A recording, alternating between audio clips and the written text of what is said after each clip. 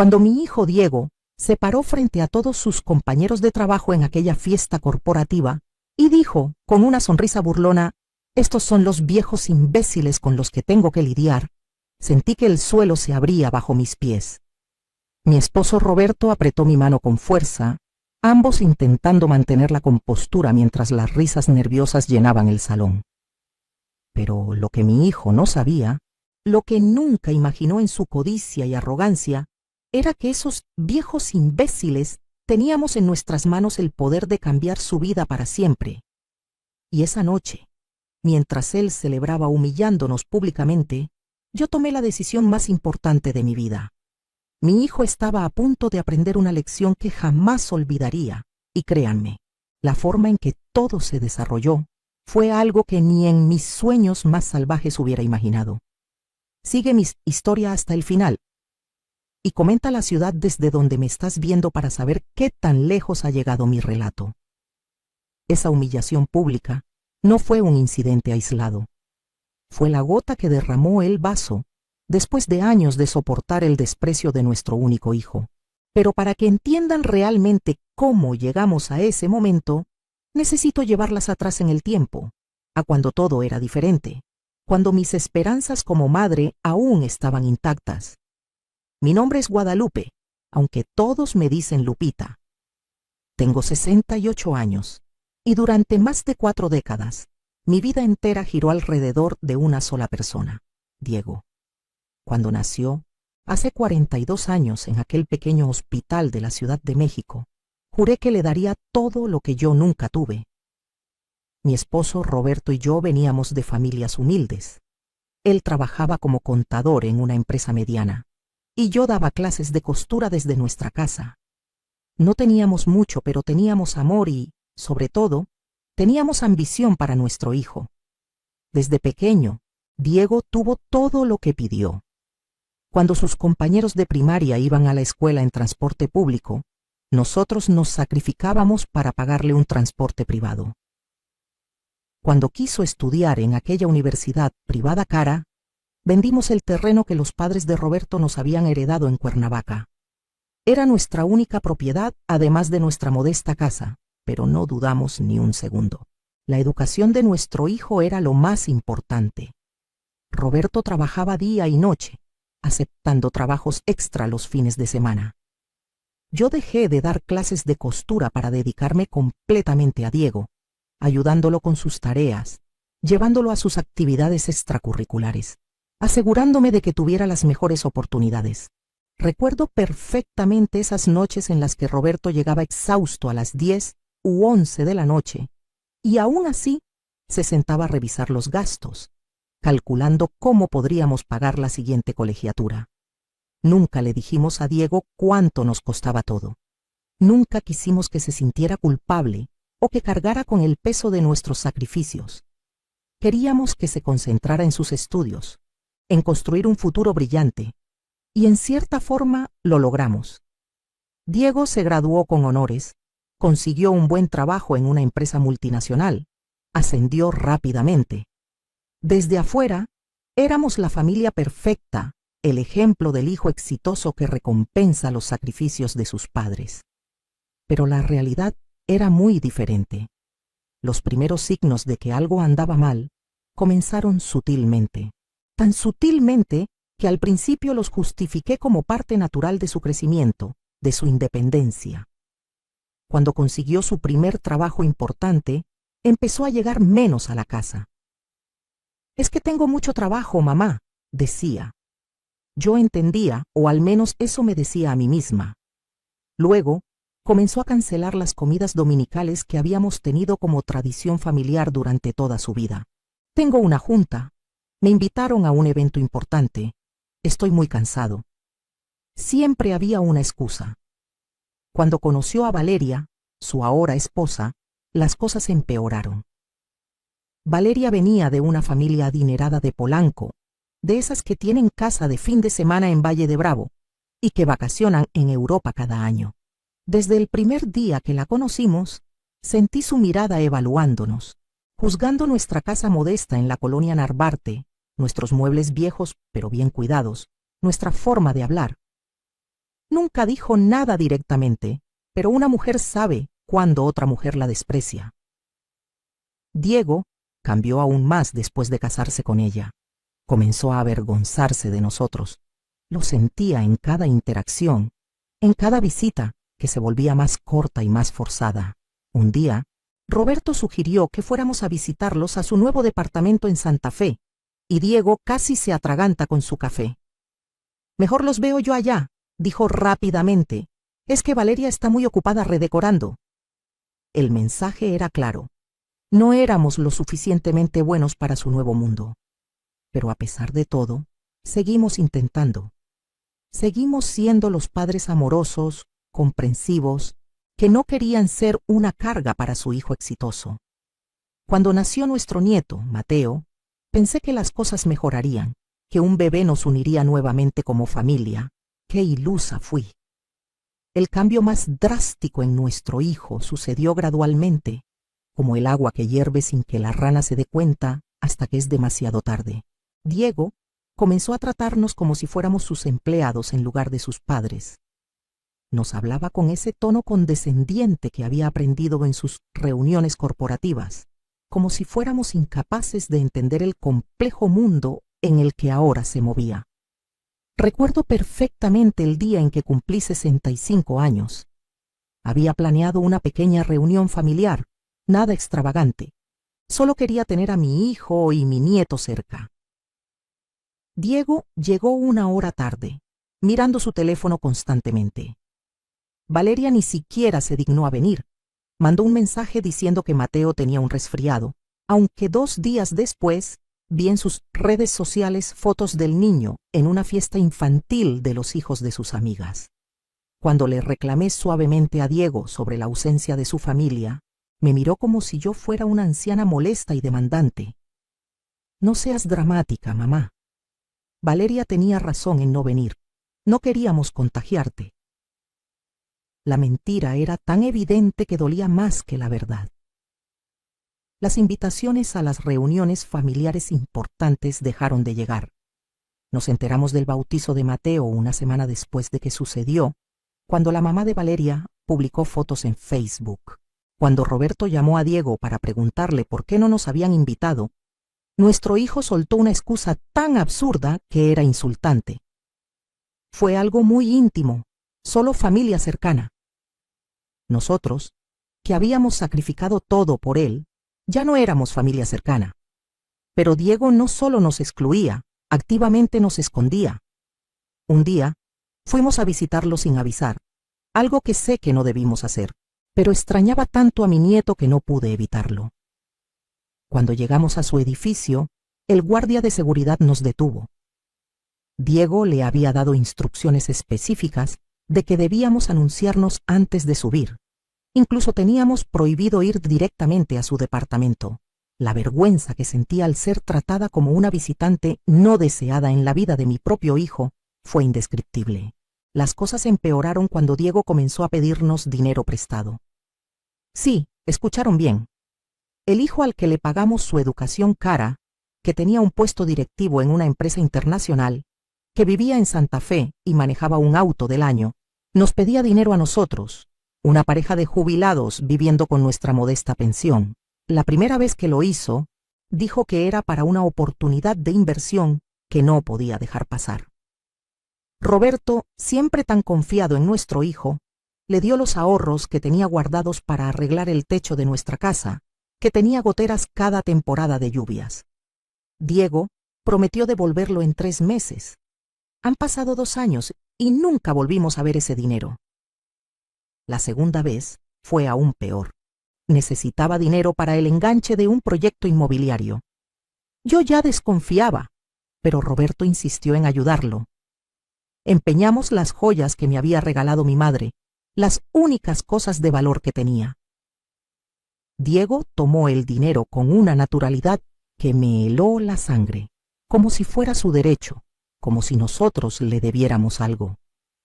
Nunca preguntó cómo estábamos financieramente. Nunca mostró interés en cómo conseguiríamos ese dinero. Solo extendió la mano y esperó. Valeria era aún peor. En las pocas ocasiones en que nos permitían visitarlos, nos trataba como sirvientes. Guadalupe, ¿podrías vigilar a Mateo mientras yo salgo?, decía sin preguntarme sobre mis planes, asumiendo que mi único propósito era estar disponible para ella. Una vez me pidió que limpiara la cocina después de una reunión que habían tenido, mientras ella y sus amigas se reían en la sala tomando vino. Cuando terminé y me despedí, ni siquiera levantó la vista de su copa para decirme adiós. Pero el verdadero dolor venía de Diego, no de su esposa. Ella era una extraña, al fin y al cabo. Él era mi hijo, la persona por la que había dado todo, y verlo permitir ese trato, incluso fomentarlo, era como recibir una puñalada cada vez.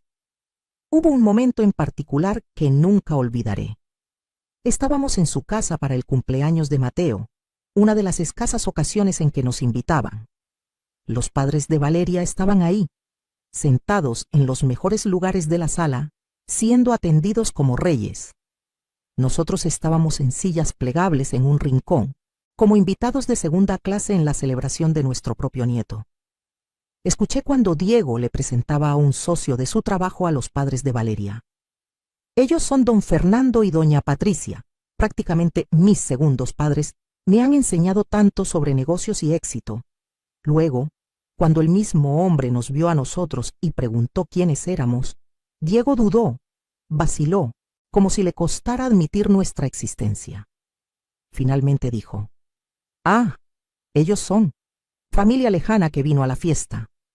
Familia lejana. Esas palabras se clavaron en mi corazón como cuchillos. Roberto me apretó la mano bajo la mesa, ambos fingiendo que no habíamos escuchado, que no nos dolía. Pero esa noche, cuando llegamos a casa, mi esposo lloró por primera vez en los 45 años que llevábamos casados. Lloró por el hijo que habíamos perdido, no a la muerte, sino a la ambición y a la vergüenza. Entonces llegó aquella noche de la fiesta de la empresa de Diego. Nos invitó con apenas 2 días de anticipación, y honestamente yo no quería ir. Algo en mi interior me decía que sería una mala idea, pero Roberto insistió. «Es nuestro hijo, Lupita. Quizás esto es una señal de que quiere incluirnos más en su vida». Mi pobre esposo, siempre viendo lo mejor en las personas, incluso cuando toda la evidencia apuntaba a lo contrario. La fiesta era en uno de esos salones elegantes en Polanco, lleno de ejecutivos y gente importante. Desde el momento en que llegamos, nos sentimos fuera de lugar. Yo llevaba mi mejor vestido, uno que había comprado en el mercado de La Lagunilla hacía 5 años para una boda, y Roberto su único traje, el mismo que usaba para las ocasiones especiales. Entre todos esos hombres con trajes de diseñador y mujeres con vestidos que probablemente costaban más que nuestro ingreso de varios meses, éramos como manchas en un lienzo perfecto. Diego apenas nos saludó cuando llegamos. Nos señaló una mesa al fondo, lejos del área principal, y nos dijo que nos sentáramos ahí. Durante la primera hora, nadie se acercó a hablarnos. Estábamos solos en nuestra mesa, viendo a Diego moverse por el salón, riendo con sus colegas, tomando fotos con gente importante. En un momento, Valeria pasó cerca de nosotros con un grupo de esposas de ejecutivos, y ni siquiera volteó a vernos. Luego vino el momento de los discursos. El jefe de Diego habló sobre los logros de la empresa. Varios empleados fueron reconocidos y finalmente le tocó el turno a nuestro hijo. Subió al pequeño escenario que habían montado, luciendo tan seguro de sí mismo, tan exitoso. Comenzó hablando sobre su trayectoria en la empresa, sus logros, sus metas futuras. La gente aplaudía, impresionada. Y entonces dijo: «Quiero aprovechar para presentarles a unas personas especiales que vinieron hoy». Mi corazón saltó. Pensé, por un momento de ingenuidad absoluta, que finalmente nos iba a reconocer, que después de todo nos iba a dar nuestro lugar como sus padres, como las personas que habían hecho posible todo su éxito. «Estos son los viejos imbéciles con los que tengo que lidiar», dijo con una sonrisa, señalándonos. Hubo un silencio incómodo por un segundo, luego algunas risas nerviosas. Él continuó: no, en serio, mis padres, siempre preocupándose por todo, siempre llamando para preguntar si comí, si descanso lo suficiente. Son de la vieja escuela. Ustedes saben cómo es esa generación, un poco anticuados, pero ahí están. Lo dijo como si fuera una broma cariñosa, pero el veneno estaba ahí, en cada palabra, en el tono condescendiente, en la forma en que nos exhibió ante toda esa gente como si fuéramos una carga, un estorbo, algo de lo que avergonzarse. La gente rió, porque eso es lo que haces cuando tu jefe o tu colega hace una broma, incluso si es cruel. Pero yo vi las miradas de lástima de algunas personas mayores en la audiencia, las miradas de incomodidad de otros. Valeria, por su parte, sonreía orgullosa junto al escenario, como si el desprecio público hacia nosotros fuera algo admirable. No recuerdo mucho del resto de esa noche. Sé que nos quedamos hasta el final porque irnos antes hubiera sido admitir públicamente la humillación. Sé que Roberto no habló en todo el camino a casa. Su rostro era una máscara de dolor contenido. Sé que cuando finalmente llegamos a nuestra pequeña casa en Narvarte, me senté en la cama y las lágrimas que había estado conteniendo durante horas finalmente salieron. Pero con las lágrimas vino algo más. Vino una claridad, una determinación que no había sentido en años. Mientras lloraba, mientras procesaba la humillación y el dolor, algo dentro de mí se endureció. Ya no era la madre desesperada por el amor de su hijo. Ya no era la mujer que justificaba cada maltrato, cada desprecio. En ese momento, en la oscuridad de mi habitación, tomé una decisión. Mi hijo quería avergonzarse de nosotros, tratarnos como carga, como viejos imbéciles anticuados. Bien, que siguiera pensando eso, que siguiera creyendo que éramos exactamente lo que él pensaba. Dos ancianos sin valor, sin recursos, sin nada que ofrecer más que una conexión familiar inconveniente. Porque lo que Diego no sabía, lo que nunca se molestó en averiguar porque estaba demasiado ocupado despreciándonos, era que esos viejos imbéciles tenían secretos que ni en sus sueños más salvajes podría imaginar. Verán, hay algo que nunca le contamos a Diego, algo que mantuvimos en privado durante décadas, no por vergüenza, sino por prudencia, por la creencia de que la humildad era una virtud. Pero esa noche, viendo a mi esposo destrozado por el rechazo de su único hijo, supe que había llegado el momento de que esa información saliera a la luz. Y cuando lo hiciera, nuestro querido Diego aprendería la lección más dura de su vida. Roberto venía de una familia muy humilde, eso era cierto. Pero lo que pocos sabían, lo que incluso nosotros descubrimos solo después de años de matrimonio, era que su abuelo paterno había sido dueño de tierras en Querétaro. Propiedades que había adquirido cuando la zona no valía casi nada. Cuando el abuelo murió, dejó esas tierras divididas entre sus descendientes, pero con una cláusula muy específica. No podían venderse hasta que el último de sus nietos cumpliera 50 años. Roberto fue el último nieto en nacer. Cuando Roberto cumplió 50 años, hace 18 años, de repente nos encontramos siendo dueños de varias hectáreas de tierra en una zona que, para entonces, se había desarrollado enormemente. Pero decidimos no vender, no aún. Un abogado nos asesoró bien. Nos dijo que esperáramos, que el valor seguiría subiendo, y tenía razón. Durante esos 18 años, vimos cómo la zona se transformaba, cómo llegaban desarrollos residenciales, centros comerciales, empresas. El valor de nuestra propiedad se multiplicó por 20. Hace 3 años, finalmente vendimos la mayoría de las tierras. La cantidad fue obscena, más dinero del que jamás habíamos visto en nuestras vidas. Pero no lo gastamos. No compramos una casa nueva, no cambiamos nuestro estilo de vida. Invertimos la mayor parte sabiamente, con la ayuda de asesores financieros recomendados por el banco. Una pequeña porción la donamos a causas benéficas, y el resto, una cantidad considerable, la mantuvimos líquida para cuando llegara el momento adecuado. ¿Por qué no le dijimos a Diego? Al principio, queríamos asegurarnos de que estuviera establecido por sus propios méritos, que su éxito fuera genuino y no dependiera de expectativas de herencia. Queríamos que valorara el trabajo duro, el esfuerzo. Ironías de la vida, ¿verdad? Le enseñamos a valorar el dinero y el estatus tanto que terminó despreciándonos por no tenerlos, sin saber que los teníamos en abundancia. Además de la venta de las tierras, teníamos otra fuente de ingresos que Diego desconocía completamente. Hace 15 años, Roberto y yo invertimos una pequeña cantidad en una startup tecnológica fundada por el hijo de un amigo. Era un riesgo, pero creímos en el muchacho. Esa empresa ahora valía millones, y nosotros teníamos un porcentaje significativo.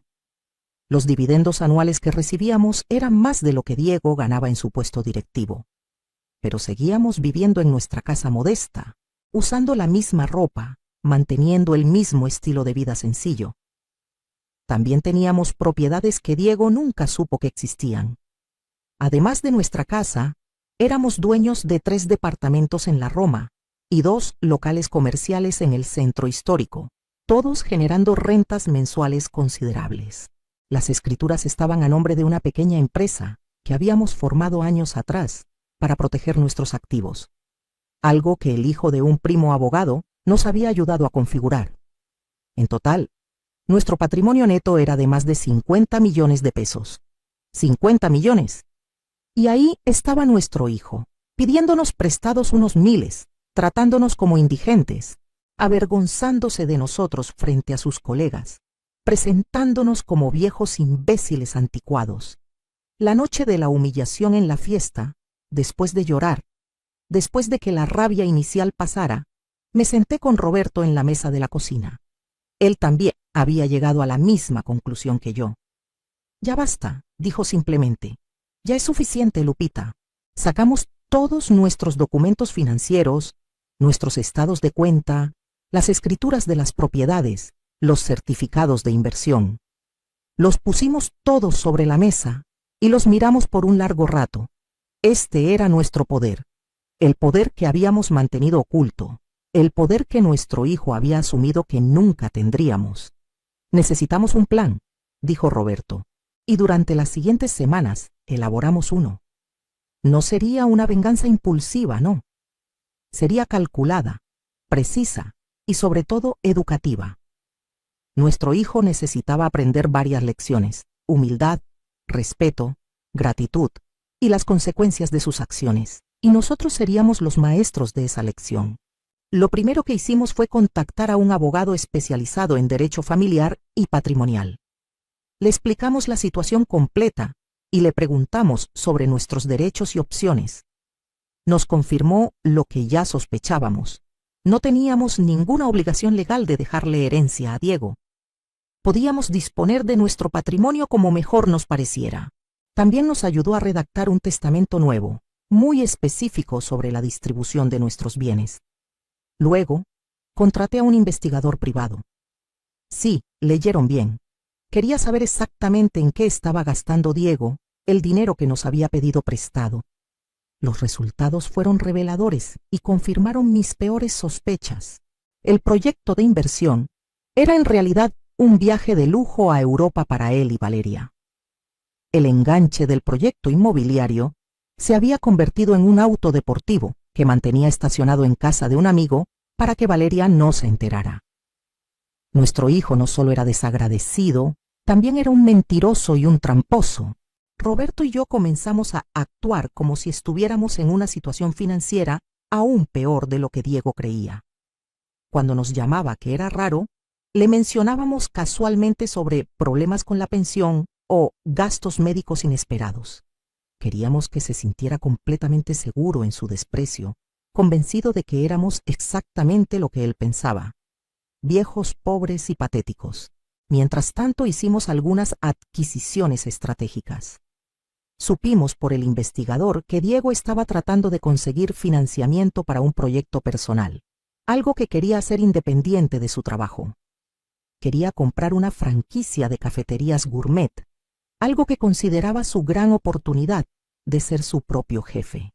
estaba teniendo problemas para conseguir el capital necesario porque, a pesar de su salario alto, vivía por encima de sus posibilidades y tenía poco ahorrado. A través de nuestra empresa, nos acercamos al dueño de los derechos de la franquicia en México. Le hicimos una oferta generosa por los derechos exclusivos en ciertas zonas de la Ciudad de México, exactamente las zonas donde Diego quería abrir su cafetería. El dueño aceptó encantado, sin saber la conexión personal que teníamos con uno de sus potenciales compradores interesados. También descubrimos que Diego había puesto como garantía para un préstamo personal el departamento donde vivía, algo que aparentemente Valeria no sabía.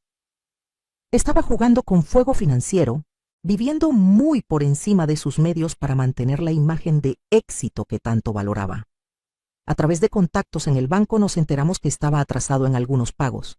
Perfecto. Mientras organizábamos todo esto, seguimos interpretando nuestro papel. Seguimos siendo los padres ignorados, los viejos molestos que ocasionalmente llamaban y eran despachados con excusas breves. Cada vez que Diego nos trataba mal, cada vez que Valeria nos ignoraba, cada vez que nos excluían de eventos familiares, yo sonreía por dentro, porque sabía lo que estaba por venir. Hubo un momento particularmente dulce durante esta etapa. Diego nos llamó desesperado, pidiendo más dinero prestado. Decía que era una emergencia, que Mateo necesitaba un tratamiento médico caro. Mi corazón de madre saltó de inmediato preocupada por mi nieto. Pero Roberto, más calmado, sugirió que llamáramos directamente al pediatra. Lo hicimos, y el doctor nos confirmó que Mateo estaba perfectamente sano, que no había ningún tratamiento especial en curso. Diego había mentido, usando la salud de su propio hijo como excusa para sacar más dinero. Esa mentira, más que cualquier otra cosa, solidificó mi resolución. Llegué a ver a mi hijo con una claridad dolorosa. Era un hombre egoísta, mentiroso y cruel. El niño dulce que había criado, si alguna vez existió realmente, había desaparecido completamente. Y aunque esa realización me partió el corazón, también me liberó de la culpa que había estado sintiendo sobre lo que planeábamos hacer. Le dijimos a Diego que no teníamos el dinero, que apenas estábamos sobreviviendo con nuestra pensión. Él se enojó, realmente enojado, como si nosotros le debiéramos algo, como si fuera nuestro deber financiar sus caprichos y mentiras. Colgó el teléfono sin siquiera despedirse. Valeria nos bloqueó de las redes sociales de ambos poco después. Aparentemente, habíamos cruzado la línea de ser útiles a ser completamente prescindibles. Durante meses no supimos nada de ellos. Ni una llamada, ni un mensaje, nada. Ni siquiera nos felicitaron en nuestro aniversario de bodas número 46. Para Diego y Valeria, habíamos dejado de existir, y honestamente, eso facilitó nuestros planes. Mientras ellos nos borraban de sus vidas, nosotros estábamos ocupados preparando la lección más importante que jamás aprenderían. Finalmente, después de 6 meses de silencio total, recibimos una llamada de Diego. Mi primer instinto fue no contestar, pero Roberto me convenció de que lo hiciera. Necesitamos saber qué quiere, dijo. Tenía razón, por supuesto. Diego sonaba inusualmente amable en el teléfono, casi como el hijo que recordaba de años atrás. Preguntó cómo estábamos, si nos sentíamos bien de salud, si necesitábamos algo. Fue tan repentino y tan obvio que casi me río. Claramente quería algo. Y no me equivoqué. Después de varios minutos de conversación superficial, llegó al punto. Iba a haber una cena familiar importante, una reunión con los padres de Valeria para discutir asuntos familiares importantes. Quería que asistiéramos. No quería, necesitaba que asistiéramos.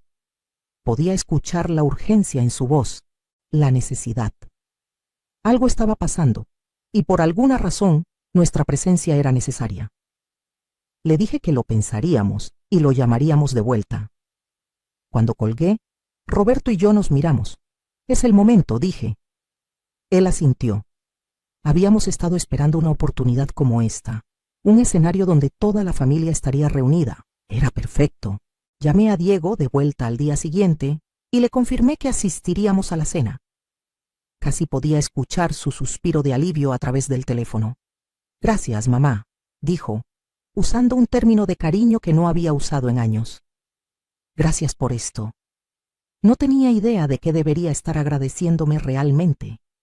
Los días previos a la cena los pasamos preparándonos meticulosamente. Contraté a una estilista para que me ayudara con mi apariencia. Me compré un vestido elegante, caro, pero no ostentoso. Roberto hizo lo mismo, un traje de excelente calidad, zapatos italianos. Queríamos lucir bien, pero no tanto como para levantar sospechas antes de tiempo.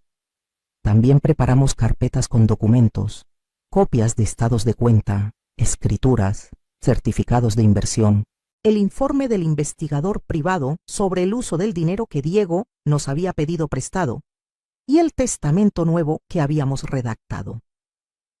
Cada carpeta estaba meticulosamente organizada, con pestañas de colores y notas explicativas.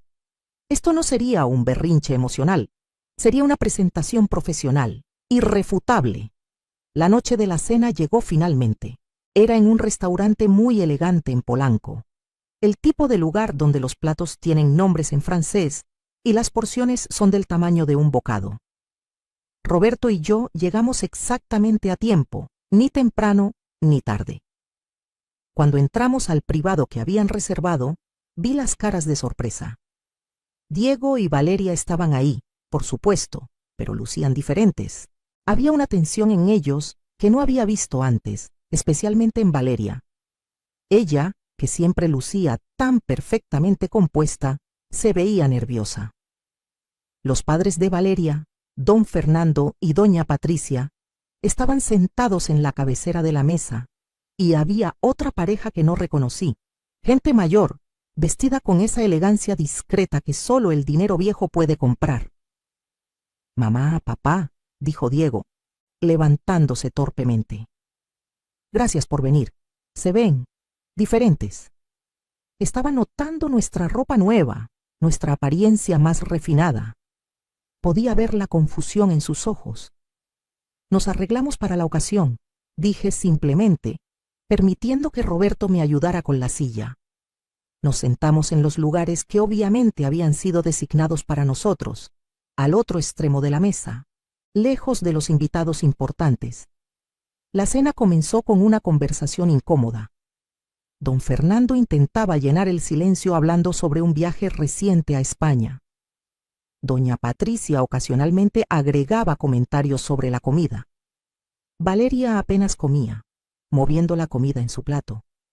Diego seguía mirándome con esa expresión confundida, como si hubiera algo diferente en mí, pero no pudiera identificar exactamente qué. Finalmente, después del segundo plato, don Fernando carraspeó y tomó la palabra con más seriedad. Bueno, ya que estamos todos reunidos, creo que es momento de hablar sobre el tema que nos convocó esta noche. Miró directamente a Diego. Hijo, ¿quieres explicarles a tus padres la situación? Diego se puso pálido. Valeria miraba su plato como si fuera lo más interesante del mundo. Hubo un silencio largo e incómodo. Diego, insistió don Fernando con un tono más firme. Tus padres necesitan saber. Nuestro hijo finalmente habló, y lo que dijo me sorprendió incluso a mí, que creía estar preparada para cualquier cosa. Mamá, papá, Valeria y yo estamos teniendo algunos problemas financieros, serios. He cometido algunos errores en mis inversiones y bueno, necesitamos ayuda. Los padres de Valeria han sido muy generosos, pero no pueden cubrir todo. Y pensamos que siendo familia, ustedes querrían ayudar también. Es por Mateo, después de todo, su nieto. Ahí estaba, la razón de la cena, la razón de la repentina amabilidad. No era un deseo de reconciliación, no era amor o arrepentimiento, era, una vez más, dinero. Necesitaban dinero y asumían que de alguna forma nosotros, los viejos imbéciles, podríamos contribuir algo, probablemente vendiendo nuestra casa o algún otro sacrificio desesperado. Roberto me apretó la mano bajo la mesa. Era el momento que habíamos estado esperando. Me aclaré la garganta y miré directamente a mi hijo. ¿Cuánto necesitas, Diego? Él pareció aliviado de que no estuviera gritando o llorando. Bueno, mamá, con unos 200,000 pesos podríamos. ¿200,000 pesos? Interrumpí. ¿Eso es todo lo que necesitan para resolver sus problemas financieros? Diego asintió, mientras don Fernando fruncía el ceño, claramente molesto de que esa cantidad se describiera como todo. Para él, probablemente era calderilla. Abrí mi bolso y saqué mi chequera, la que estaba conectada a una de nuestras cuentas de inversión. Vi cómo Diego miraba con esperanza, probablemente pensando que sacaría nuestros últimos ahorros para salvarlo una vez más. En cambio, escribí un cheque, lo arranqué y lo deslicé por la mesa hacia él. Diego lo tomó, lo miró y sus ojos casi se salen de sus órbitas. Valeria miró por encima de su hombro y dejó escapar un sonido ahogado. Don Fernando, curioso, se inclinó para ver. El cheque era por 2 millones de pesos. No 200,000. 2 millones. ¿Qué? ¿Qué es esto? Tartamudeó Diego. ¿De dónde? Es un cheque, Diego. Supongo que, con toda tu educación cara, aún reconoces uno cuando lo ves. Mi voz era tranquila, casi dulce. Dijiste que necesitaban ayuda financiera. Ahí está. 2 millones de pesos. Debería ser suficiente para cubrir tus deudas, ¿no? La mesa entera estaba en silencio. Todos nos miraban a Roberto y a mí como si hubiéramos llegado de otro planeta. Pero es... ¿Cómo? Preguntó Valeria, encontrando finalmente su voz. Ustedes viven en Narvarte, en esa casa pequeña. Ustedes siempre dijeron que no tenían. Nunca dijimos que no teníamos dinero, corrigió Roberto suavemente. Solo nunca alardeamos de tenerlo. Hay una diferencia. Saqué las carpetas que había preparado y comencé a distribuirlas alrededor de la mesa. Una para Diego, una para los padres de Valeria, una para la pareja desconocida que resultó ser los tíos de Valeria, quienes habían venido como testigos de esta intervención financiera familiar. Adelante, dije. Ábrelas. Es importante que todos entiendan la situación completa. Con manos temblorosas, Diego abrió su carpeta. Adentro estaba todo. Estados de cuenta mostrando millones en inversiones, escrituras de propiedades múltiples, certificados de acciones en la startup tecnológica, documentos de la venta de las tierras en Querétaro. Página tras página de evidencia irrefutable de que los viejos imbéciles que tanto había despreciado eran, de hecho, significativamente más ricos que él jamás sería. No entiendo, murmuró Diego, pasando las páginas. Esto no puede ser real. Ustedes vendieron el terreno de Cuernavaca para pagar mi universidad. Siempre dijeron que era todo lo que tenían. Era todo lo que teníamos en ese momento, expliqué. Pero las cosas cambian. Las inversiones crecen. Fuimos sabios con nuestro dinero, algo que claramente no aprendiste de nosotros. Doña Patricia había abierto su carpeta también y miraba los documentos con una expresión de shock absoluto. Don Fernando hacía lo mismo, su rostro pasando de la confusión a la comprensión y luego a algo que parecía vergüenza. Hay más, continué, disfrutando cada segundo de este momento. Voltea a la sección marcada con la pestaña roja, Diego. Él lo hizo y su cara se puso del color de la ceniza. Era el informe del investigador privado, documentando exactamente cómo había usado el dinero que nos había pedido prestado.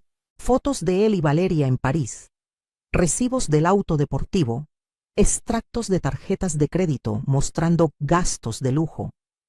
Y lo mejor de todo, una transcripción de mensajes de texto entre él y un amigo donde se burlaba de nosotros, de los viejos tontos que eran tan fáciles de manipular. Valeria también estaba leyendo, y las lágrimas comenzaban a rodar por sus mejillas, arruinando su maquillaje perfecto. «Diego, ¿qué hiciste?», susurró. «¿Me mentiste sobre ese dinero? Dijiste que era de un bono de trabajo». «Hay otra sección que deberías ver, Valeria», dije. mi voz aún manteniendo esa calma inquietante. La pestaña azul. Ella la abrió con manos temblorosas. Era información sobre el préstamo que Diego había sacado usando su departamento como garantía, el préstamo del que ella claramente no sabía nada. También había documentos mostrando otras deudas que había ocultado, tarjetas de crédito secretas, inversiones fallidas hechas con dinero de la cuenta conjunta sin su conocimiento. Diego, la voz de Valeria era apenas un susurro. ¿Qué has hecho? Don Fernando cerró su carpeta con un golpe seco. Esto es inaceptable. Diego, ¿nos has estado mintiendo a todos? A nosotros también. Nos pediste dinero cuando tus padres son claramente capaces de mantenerte. Y lo hizo más de una vez, agregó Roberto, hablando por primera vez desde que comenzó la revelación. Nos pidió dinero con mentiras, usando a su propio hijo como excusa, mientras nos trataba como basura en público y en privado. Me puse de pie, dominando la mesa a pesar de mi baja estatura. Durante 42 años, lo di todo por ti, Diego. Todo. Me sacrifiqué. Tu padre se sacrificó. Trabajamos hasta el cansancio para darte oportunidades que nosotros nunca tuvimos. Y en lugar de agradecimiento, en lugar de respeto, nos pagaste con desprecio. Nos trataste como una vergüenza, como algo de lo que avergonzarte ante tus amigos y colegas. Mamá, ¿yo? Diego intentó interrumpir, pero levanté mi mano. No he terminado. Nos llamaste viejos imbéciles frente a toda tu empresa. Nos excluiste de la vida de nuestro nieto. Nos escondiste como si fuéramos un secreto sucio. Nos mentiste, nos robaste, y luego tuviste el descaro de bloquearnos cuando ya no fuimos útiles para ti. ¿Y ahora? ¿Ahora que necesitas ayuda, otra vez aparecemos? No como familia que amas, sino como recursos que explotar. Las lágrimas corrían libremente por mi cara ahora, pero mi voz permanecía firme. Pues bien, hijo, vas a recibir tu ayuda. Ese cheque de 2 millones es tuyo. Úsalo para pagar tus deudas, para salvar tu departamento, para mantener tu preciosa imagen de éxito. Hice una pausa, dejando que la esperanza se encendiera brevemente en sus ojos antes de aplastarla. Pero será lo último que recibas de nosotros. Saqué otro documento de mi bolso. Este es nuestro Nuevo Testamento. Ha sido notariado y registrado apropiadamente. En él, especificamos que nuestro patrimonio completo, cada peso, cada propiedad, cada inversión, será donado a organizaciones benéficas cuando muramos. Fundaciones que ayudan a adultos mayores abandonados por sus familias, orfanatos, instituciones educativas para niños de bajos recursos. Gente que realmente necesita y aprecia la ayuda. También especifica que tú, Diego Hernández Mendoza, estás explícitamente excluido de cualquier herencia, no por venganza, sino como consecuencia de tus acciones. Tendrás ese dinero para resolver tu crisis actual, pero después de eso estarás completamente solo financieramente, sin red de seguridad, sin respaldo, sin los viejos imbéciles salvándote una vez más. Diego estaba llorando ahora, lágrimas silenciosas rodando por su cara. Mamá, por favor, yo lo siento mucho. No sabía, nunca pensé. ¿Qué no sabías, Diego? ¿Qué no sabías que teníamos dinero?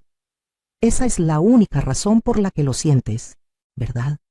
Si hubiéramos sido realmente pobres, ¿seguirías avergonzándote de nosotros? ¿Seguirías tratándonos como basura? Mi voz se quebró ligeramente. No es el dinero lo que me duele, hijo. Es que necesitaste ver el dinero para darte cuenta de que fuiste cruel. Es que tu arrepentimiento solo llegó cuando descubriste lo que perdiste, no cuando pensaste en el daño que causaste. Roberto se levantó y puso su mano en mi hombro. También deberías saber que somos los nuevos dueños de los derechos de franquicia de esas cafeterías que querías abrir. Los compramos hace 3 meses. No para nosotros, sino para donárselos eventualmente a una cooperativa de mujeres emprendedoras. Tu gran oportunidad nunca estuvo realmente a tu alcance. Valeria sollozaba abiertamente ahora. Doña Patricia se veía mortificada, probablemente imaginando cómo sería explicar esto en su círculo social, cómo su yerno había resultado ser un fraude que maltrataba a sus padres ricos. Don Fernando miraba a Diego con una mezcla de disgusto y decepción. ¿Y Mateo?, pregunté, mi voz suavizándose un poco. Nuestro nieto no tiene culpa de los pecados de su padre. Hemos establecido un fondo fiduciario para él, para su educación. Estará disponible cuando cumpla 18 años, administrado por un fiduciario independiente. Tú no tendrás acceso a ese dinero, Diego, nunca. Es para Mateo y solo para Mateo. También hemos actualizado nuestras directivas médicas, agregó Roberto. En caso de que necesitemos cuidados al final de nuestra vida, Diego no tendrá ninguna autoridad sobre nuestras decisiones médicas o financieras. Eso ha sido transferido a mi sobrina María, quien realmente se ha preocupado por nosotros estos años. Me volví hacia don Fernando y doña Patricia. Lamento que hayan tenido que presenciar esto. Ustedes parecen ser buenas personas que desafortunadamente criaron a una hija que eligió a un hombre con valores cuestionables. No los culpo por las acciones de Diego, pero necesitaban saber la verdad sobre quién están ayudando financieramente. Don Fernando asintió lentamente. Agradezco su honestidad, señora Guadalupe. Y tiene razón, necesitábamos saberlo. Esto definitivamente cambia. Muchas cosas. Recogí mi bolso y Roberto tomó mi mano. El cheque es real, Diego. Puedes cobrarlo mañana. Úsalo sabiamente porque, como dije, es lo último. Nosotros nos retiramos de tu vida tal como nos pediste cuando nos bloqueaste. La diferencia es que ahora es nuestra decisión, no la tuya.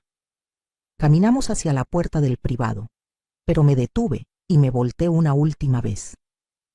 Una última cosa, Diego. Hace años, cuando eras pequeño, te caíste de tu bicicleta y te raspaste las rodillas. Lloraste y lloraste. Te cargué hasta la casa, limpié tus heridas, te puse curitas con diseños de superhéroes y te canté hasta que te dormiste.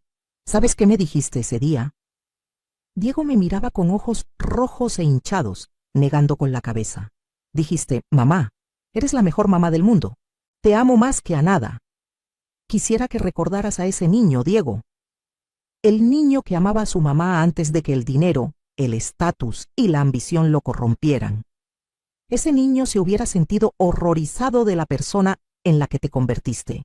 Yo sé que lo estoy. Y con eso, Roberto y yo salimos del restaurante.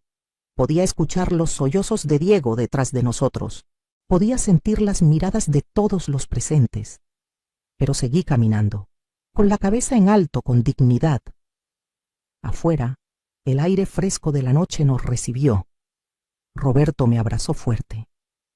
Lo hiciste increíble, Lupita, susurró. Estoy muy orgulloso de ti. Lloré en sus brazos ahí en la calle, dejando salir todo el dolor, toda la decepción, todo el amor traicionado. Pero también sentí algo más. Sentí liberación.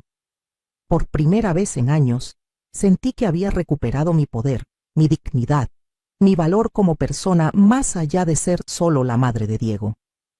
Los meses siguientes fueron un periodo de transformación para nosotros. Diego intentó contactarnos innumerables veces. Llamadas, mensajes, emails, incluso apareció en nuestra casa varias veces. Pero nos mantuvimos firmes. Habíamos dicho lo que teníamos que decir. Habíamos hecho lo que teníamos que hacer. No había nada más que agregar.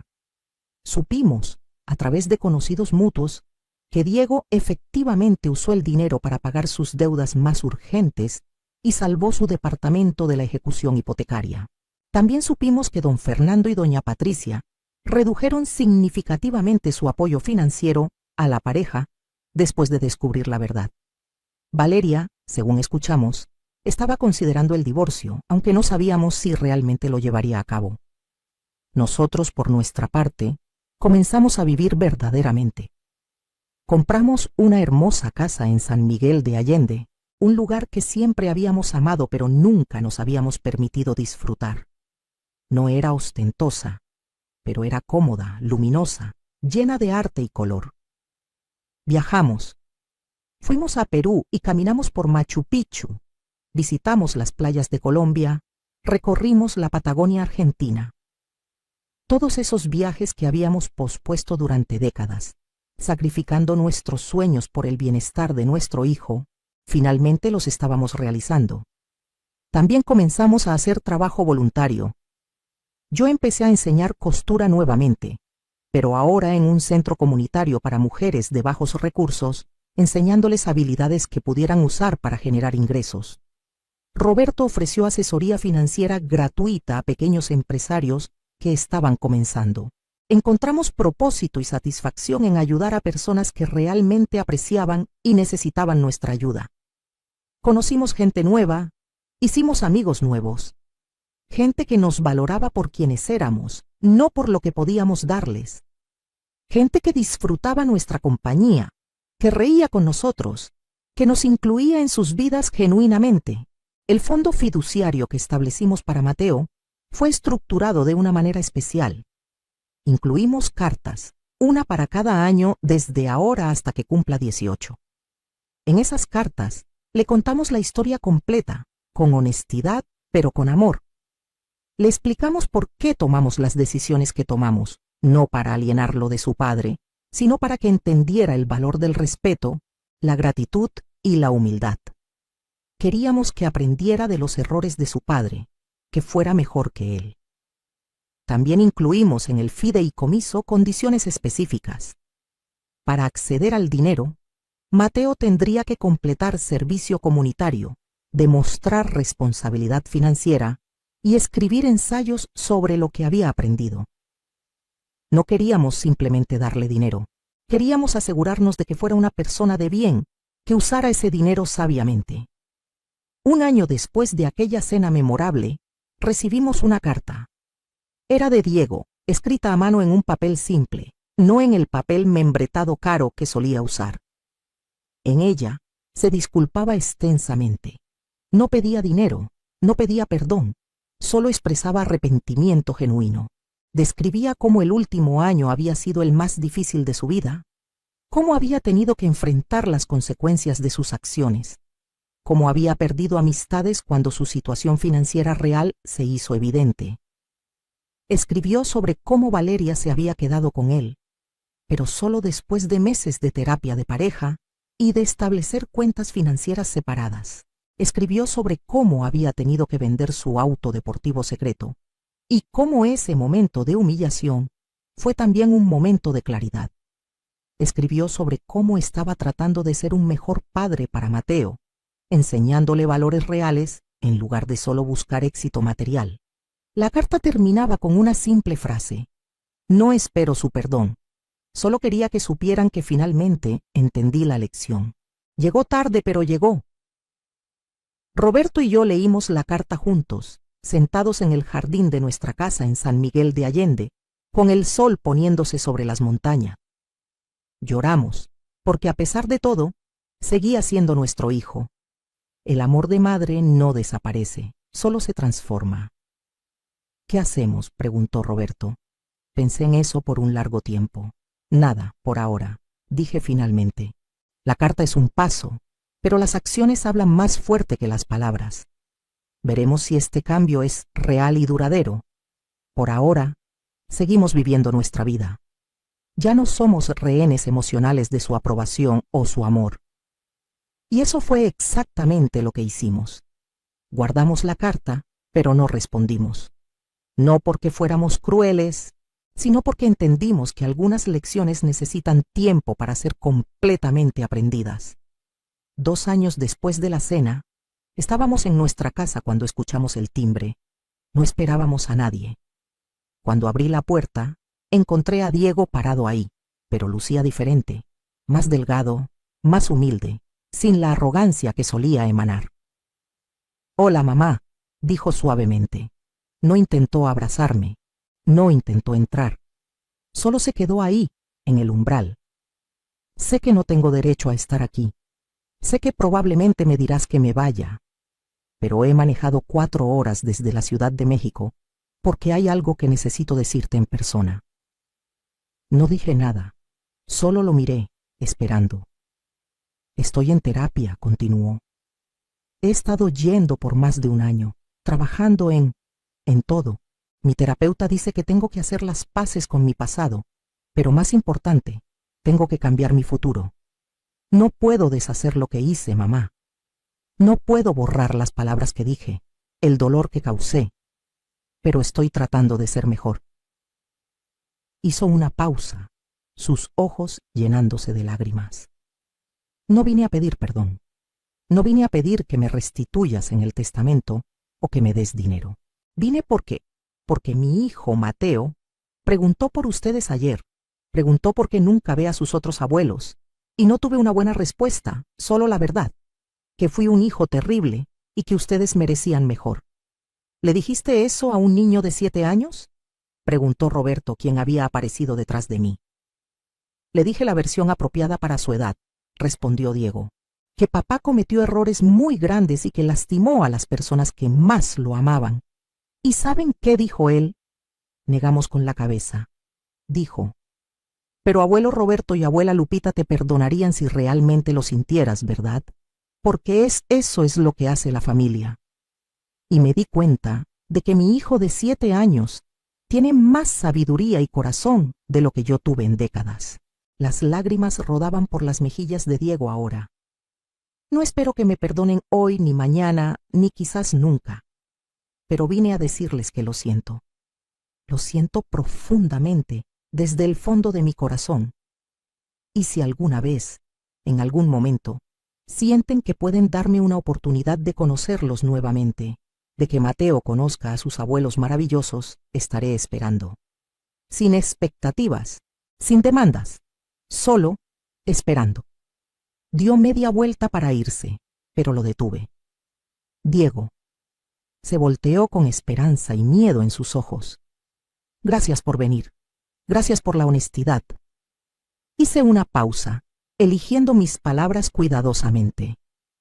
No estoy lista para volver a tener una relación como antes, quizás nunca lo esté, pero aprecia que hayas hecho el viaje y aprecia que estés tratando de cambiar. Él asintió, una pequeña sonrisa triste cruzando su cara. Es más de lo que merezco. Gracias, mamá. Y se fue. Roberto me abrazó mientras veíamos el auto de Diego alejarse por el camino de tierra. ¿Crees que haya cambiado realmente?, me preguntó. No lo sé, admití. Pero quiero creer que sí. Quiero creer que nuestra lección, tan dura como fue, hizo una diferencia. Durante los siguientes meses, Diego enviaba actualizaciones ocasionales. No con frecuencia, no de manera invasiva, solo mensajes breves sobre su progreso en terapia, sobre cómo las cosas iban con Valeria, sobre los logros de Mateo en la escuela. Nunca pedía nada, nunca presionaba por una respuesta. Solo compartía, como si quisiera que supiéramos que estaba tratando. Para mi cumpleaños número 70, recibí un paquete. Adentro había un álbum de fotos hecho a mano. Cada página contenía fotos de Mateo con pequeñas notas escritas por él mismo, con su letra infantil todavía irregular. Esta soy yo en mi partido de fútbol. Ojalá hubieran estado ahí. Esta es mi pintura del árbol familiar. Los incluí a ustedes aquí. Este soy yo en mi graduación de primero. Papá dice que ustedes estaban muy orgullosos de él cuando era pequeño. Espero que puedan estar orgullosos de mí también. Lloré leyendo esas notas. Ese niño inocente que no había hecho nada malo, que solo quería conocer a sus abuelos. Y nosotros nos lo estábamos perdiendo para enseñarle una lección a su padre. Roberto, dije esa noche, creo que es tiempo. Él supo inmediatamente a qué me refería. ¿Estás segura? No completamente, admití. Pero Mateo no tiene la culpa de los pecados de su padre. Y si Diego está realmente cambiando, quizás podamos intentar. Lentamente, con límites claros. Así que enviamos una carta. Invitamos a Diego, Valeria y Mateo a visitarnos en San Miguel de Allende.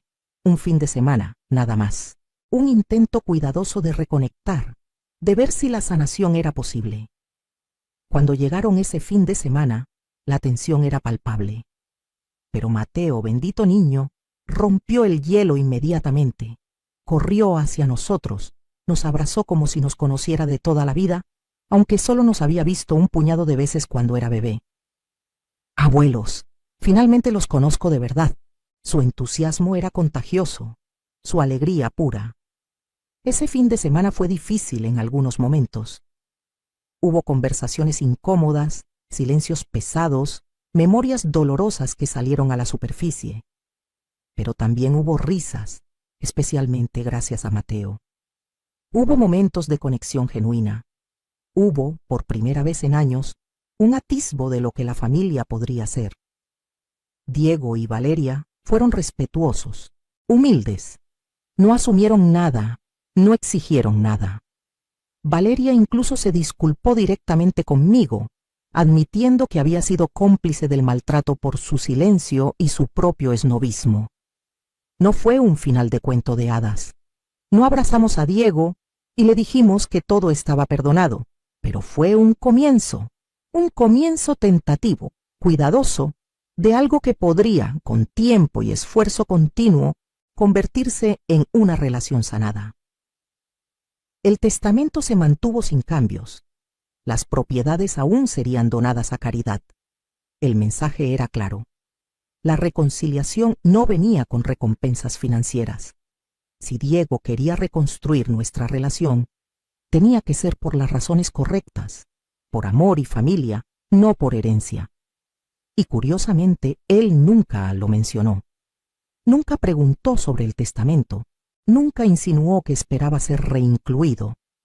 Parecía haber aceptado las consecuencias de sus acciones. Ahora, mientras escribo esto, han pasado 5 años desde aquella cena que cambió todo. Diego y yo tenemos una relación cordial, aunque distante. No somos tan cercanos como éramos cuando era niño, y probablemente nunca lo seremos.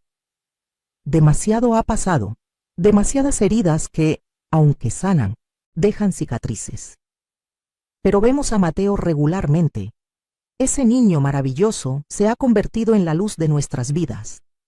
Viene a quedarse con nosotros durante las vacaciones escolares. Le enseño a cocinar recetas tradicionales. Roberto le enseña a jugar ajedrez. Le contamos historias de nuestra vida, pero también nos aseguramos de que entienda el valor del respeto, la humildad y la gratitud. Diego ha cumplido su palabra de cambiar. Ha bajado su nivel de vida significativamente, viviendo más modestamente, enfocándose más en experiencias que en posesiones. Dejó su trabajo corporativo y ahora trabaja en una empresa más pequeña, con menos prestigio, pero menos estrés. Dice que es más feliz así, aunque sé que fue una decisión difícil. Valeria, sorprendentemente, se ha convertido en una aliada. Después de su propia terapia y reflexión, se dio cuenta de cuánto la había corrompido su crianza privilegiada. Ahora, hace trabajo voluntario con nosotros en el centro comunitario, enseñando habilidades profesionales a mujeres que buscan empleo. En cuanto al dinero que causó tanto dolor y sirvió como instrumento de nuestra lección, lo estamos usando para hacer bien en el mundo. Financiamos becas completas para estudiantes de bajos recursos. Apoyamos a pequeños negocios propiedad de mujeres. Donamos a asilos y centros de cuidado para adultos mayores. Y cada vez que ayudamos a alguien, cada vez que vemos la gratitud genuina en sus ojos, siento una satisfacción que nunca sentí en todos esos años de sacrificarme solo para mi hijo. He aprendido que el amor no debe ser ciego, que el sacrificio sin límites no crea gratitud, solo sentido de derecho. La mayor lección que aprendí de toda esta experiencia es que nuestro valor como personas no viene de lo que hacemos por otros, ni de cuánto dinero tenemos, ni de si nuestros hijos nos aprecian. Viene de adentro, de saber quiénes somos y mantenernos firmes en nuestros valores. Durante décadas, definí mi valor por ser madre de Diego. Cuando él me rechazó, sentí que no valía nada. Pero la verdad es que siempre tuve valor, con o sin su aprobación. Siempre fui una mujer fuerte, inteligente, capaz. Solo necesitaba recordarlo. A todas las mujeres que están leyendo esto, especialmente a las madres que se sacrifican una y otra vez por hijos ingratos, quiero decirles algo. Ustedes valen más de lo que creen. Su valor no está determinado por cuánto dan o por cuánto agradecimiento reciben. Tienen derecho a ser respetadas, a ser apreciadas, a vivir sus propias vidas. No tengan miedo de poner límites, incluso con sus hijos. No tengan miedo de exigir el respeto que merecen. Y si no lo reciben, no tengan miedo de alejarse, de priorizar su propia paz y dignidad. El dinero en nuestra historia fue simplemente una herramienta, un instrumento para enseñar una lección. Pero la lección real no era sobre dinero. Era sobre respeto, sobre gratitud, sobre entender que las personas no son recursos para ser explotados, sino seres humanos dignos de amor y consideración. Si Diego no hubiera tenido esa humillación pública en la cena, si no hubiera enfrentado las consecuencias reales de sus acciones, probablemente seguiría siendo la misma persona arrogante y desagradecida. A veces, el amor más grande que podemos dar es dejar que las personas enfrenten las consecuencias de sus acciones, por doloroso que sea para todos los involucrados. Hoy, a mis 73 años, soy más feliz de lo que he sido en décadas. Tengo una vida llena de propósito, de viajes, de amigos verdaderos, de trabajo significativo. Tengo una relación con mi nieto que es pura y hermosa. Y tengo una relación con mi hijo que, aunque no es perfecta, está basada en honestidad y respeto mutuo en lugar de manipulación y sacrificio unilateral. Roberto y yo celebramos nuestro 50º aniversario de bodas el mes pasado. La fiesta fue en San Miguel de Allende, rodeados de amigos que hemos hecho en estos últimos años. Diego, Valeria y Mateo vinieron. Fue la primera vez en años que celebramos algo todos juntos sin tensión insoportable. Durante el brindis, Diego se levantó y pidió decir unas palabras. Mi primer instinto fue de nerviosismo, memorias de aquella presentación humillante en la fiesta de su empresa, aún frescas a pesar de los años, pero esta vez fue diferente. Quiero agradecer a mis padres, comenzó, su voz temblorosa con emoción genuina. No solo por todo lo que me dieron cuando era niño, aunque fue mucho más de lo que merecía. Quiero agradecerles por la lección más dura y más necesaria de mi vida.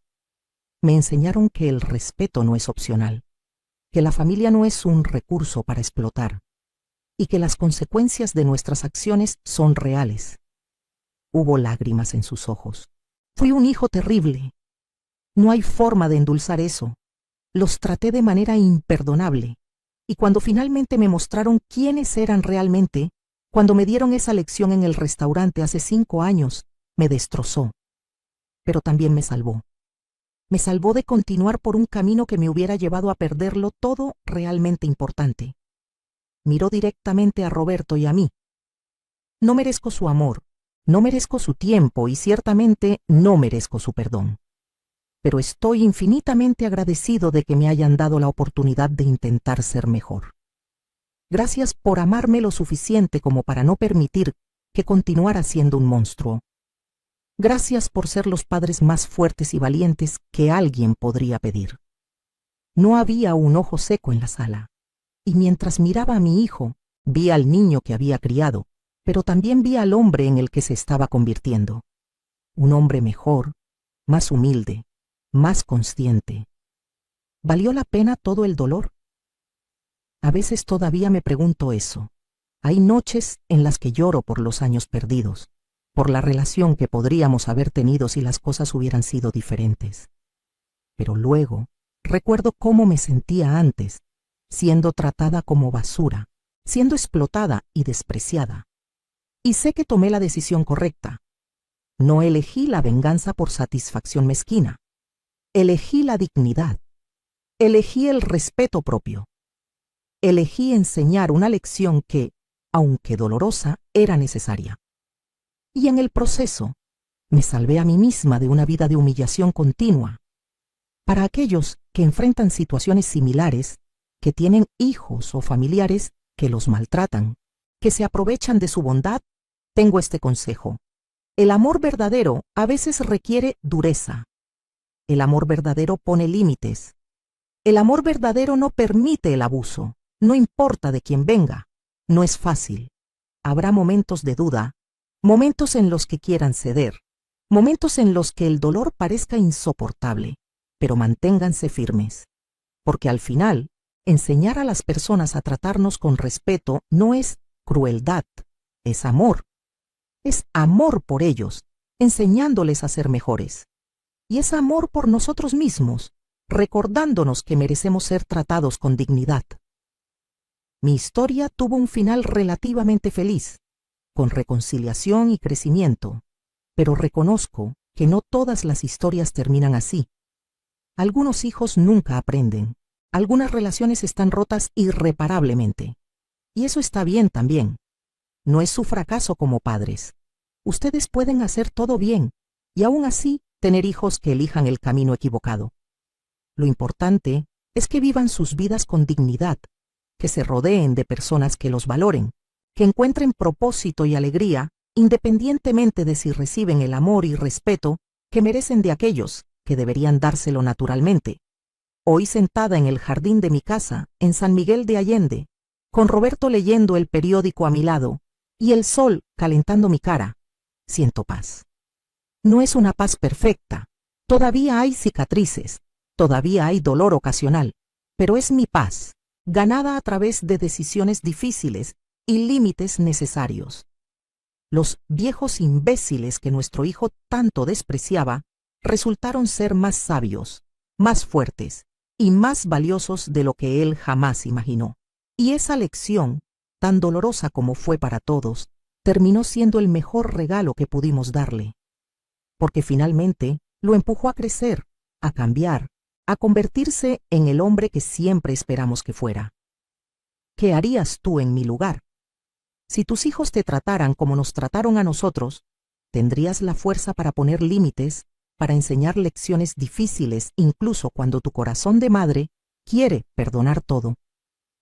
Comenta abajo tu ciudad y tu opinión.